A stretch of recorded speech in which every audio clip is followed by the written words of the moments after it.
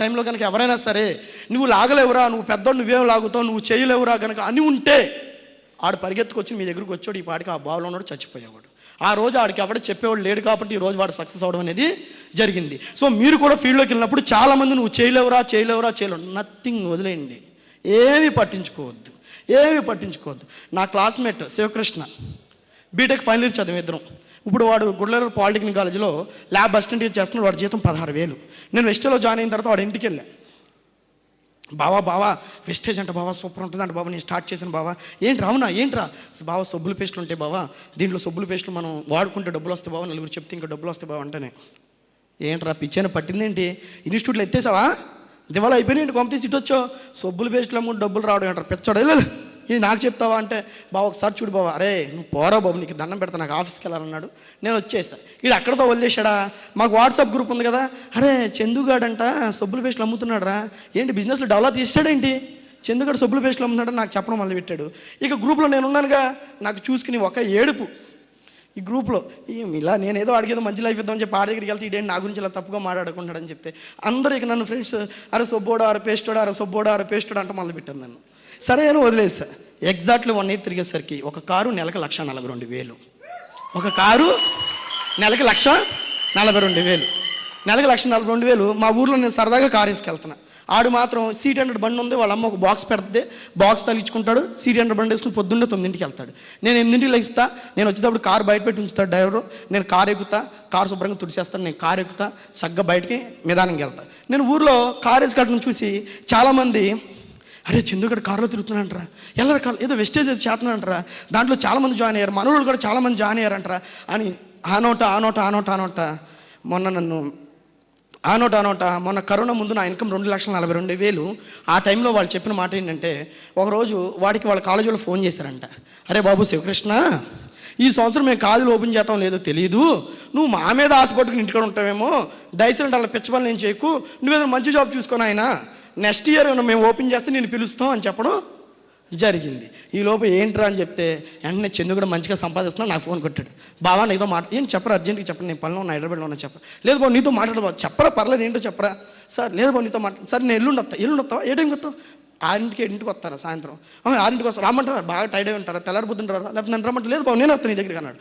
వచ్చిన తర్వాత బావా మొన్న నా జాబ్ తీసేశారు బావా, నువ్వు నెలకు 2,42,000 తీసుకుంటున్నావు అంట కదా, ఊళ్ళో చాలామంది చెప్పారు, ఊళ్ళో కూడా చాలామంది పలానా మహేంద్రకి ఇంత ఇన్కమ్ ఇస్తున్నావు అంట, రాజశేఖర రెడ్డికి ఇంత ఇప్పిస్తున్నావు అంట, పలానా బషీర్కి ఇంత ఇన్కమ్ ఇప్పిస్తున్నావు అంట కదా, నన్ను కూడా నీ వెనకాల పాటు 6 నెలలు తిప్పుకుని ఏదో ఒక మంచి ఇన్కమ్ ఇప్పించు అన్నాడు. ఈరోజు వాడి వెనకాల తిరగడానికి నాకు ఖాళీ లేదు, ఈరోజు వాడి వెనకాల తిరగడానికి నాకు ఖాళీ లేదు. ఈరోజు వచ్చి మళ్ళీ నా డౌన్ లైన్ ఎక్కడో వచ్చి వర్క్ చేస్తున్నాడు. ఈరోజు నా అపాయింట్మెంట్ తీసుకోవడానికి ఈరోజు వాడి టైం పట్టేస్తుంది, ఈరోజు నా అపాయింట్మెంట్ తీసుకోవడానికి వాడికి టైం పెట్టేస్తుంది. సో నేనేం చెప్తున్నా అంటే మీ దగ్గరకు వచ్చే ప్రతి ఒక్క వ్యక్తి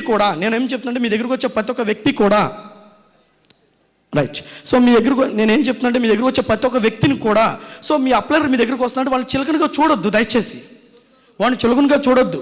వాడు ఒక గొప్ప లైఫ్ తీసుకుంటే మీకు కూడా ఒక గొప్ప లైఫ్ ఇవ్వడానికి మీ దగ్గరకు వస్తున్న విషయాన్ని గమనించండి.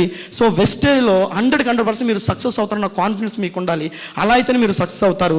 సో నెగిటివ్స్ని వదిలేసేయండి, ఎవరు ఏది చెప్పినా వాళ్ళ గురించి మీరు పట్టించుకోవద్దు. చెప్పే కదా 73వ వ్యక్తి జాయిన్ అయినా ఎవడు కొనలేదు, 74వ వ్యక్తి నా దాంట్లో జాయిన్ అయ్యి అప్పుడు కొన్నాడు ₹1,000 నాకు. Next are you hungry for the good and rich life. ఖచ్చితంగా ఈ వెస్టేజ్లో జాయిన్ అవ్వాలంటే మీరు ఖచ్చితంగా ఆకలి ఉండాలి, ఖచ్చితంగా ఏముండాలండి, ఆకలి ఉండి తీరాల్సిందే. సో మీరు ఈ కంపెనీలో ఖచ్చితంగా స్టార్ట్ అవ్వాలంటే మీరు ఖచ్చితంగా ఆకలి ఉండాలి. దానికి చిన్న ఎగ్జాంపుల్ చెప్తే, చాలామంది మొన్న మీటింగ్కి వెళ్ళినప్పుడు నిన్న మార్నింగ్ అనుకుంటే ఒక అతను అడిగాడు, సార్ నేను జాయిన్ అయ్యి 6 years అయింది సార్, వెస్టేజ్లో ఇంకా నెలకి 1,70,000 తీసుకున్నాను సార్ ఎలా సార్ మీరు జాయిన్ అయ్యి 2.5 yearsకి 5 లక్షలు ఎలా తీసుకుంటున్నారు సార్ అని నన్ను అడిగాడు. సో దానికి ఇప్పుడు చిన్న ఎగ్జాంపుల్ చెప్తాను.